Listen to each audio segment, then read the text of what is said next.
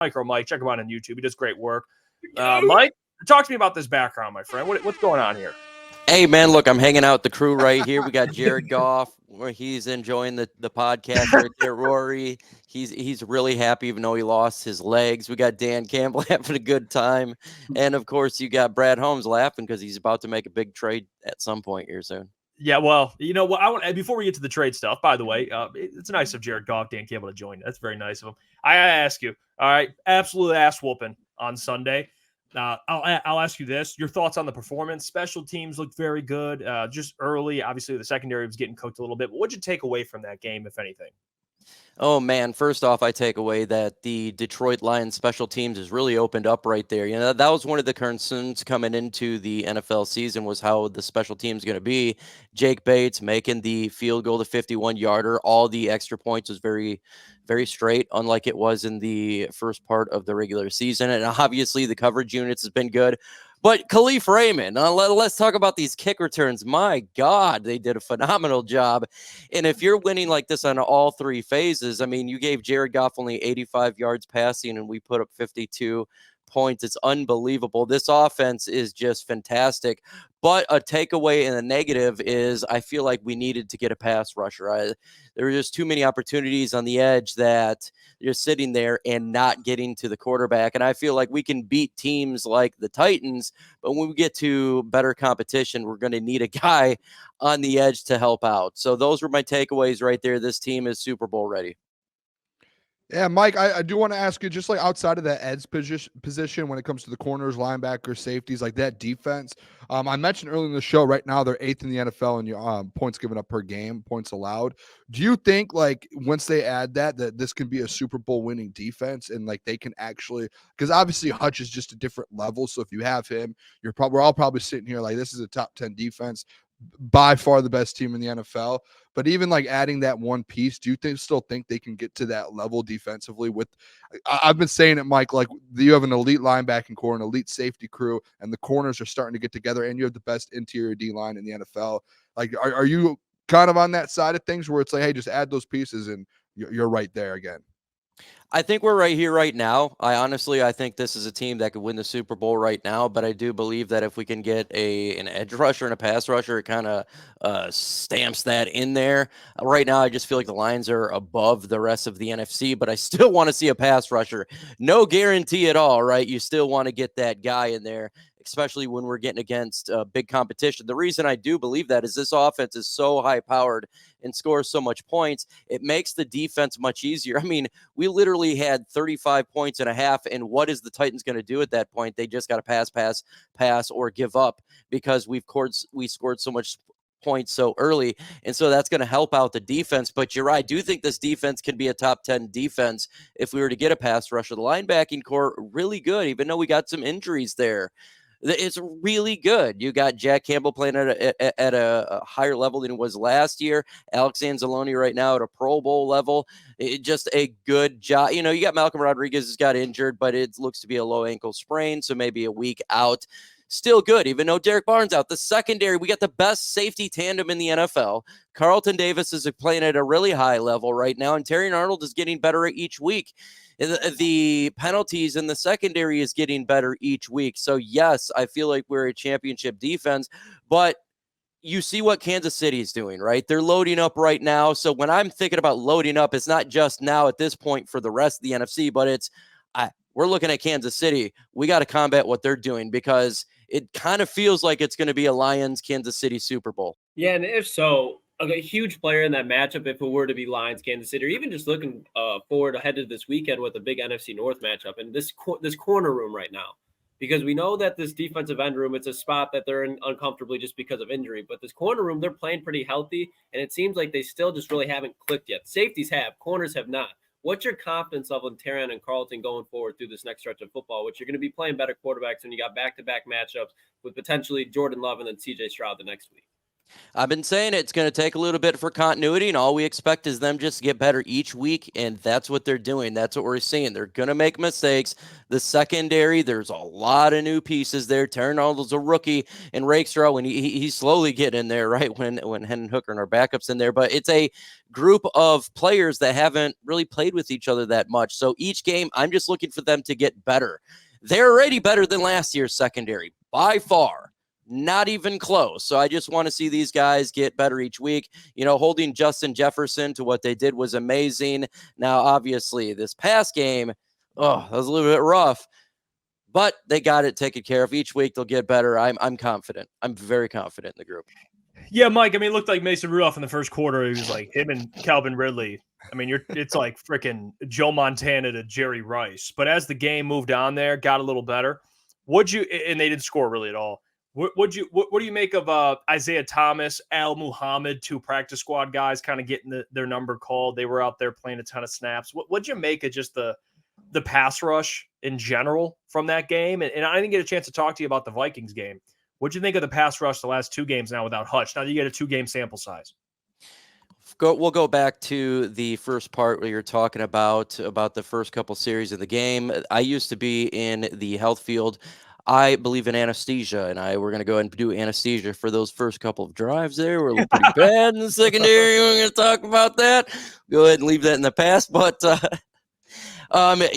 look, I think that the Lions here, they have got everything set.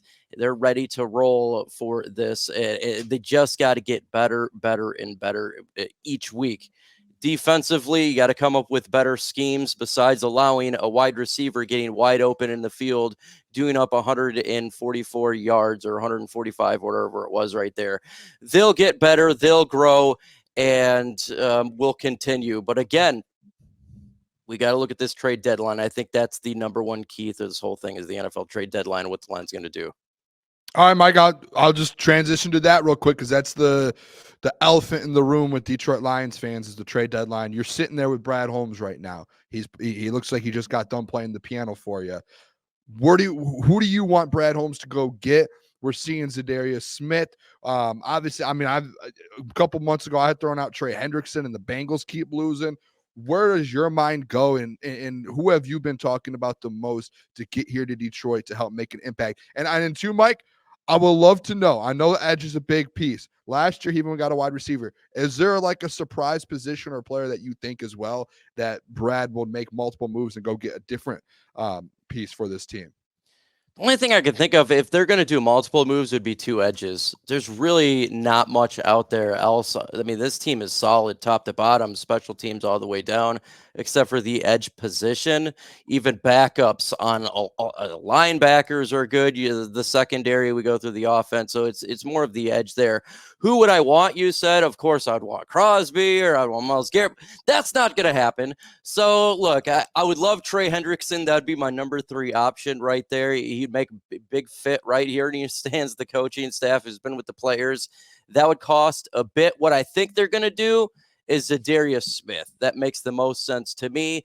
He played for Green Bay. He played for the Vikings. Who do we got to face here in about a week? It makes sense to bring a player who's 32 years old and, by the way, is putting up a lot of pressures this year to place on this team. And I think he'd be ready to go versus the Packers this Sunday. So I think that makes the most logical sense to me. If they wanted to go multiple players, you could do maybe a conditional for like a Jadeveon Clowney from the Carolina Panthers, like a conditional 7th round pick or something like that. But that's kind of the route I think they go. Mike, it's not really a question because you voiced your confidence level, but I just kind of want to pick your brain a little bit because you said you're very confident that this defense, they can win a Super Bowl with it. If they had Aiden Hutchinson and they were to suffer injury somewhere else, I would agree with you. And even if they added Zadarius Smith, I definitely am still not as confident.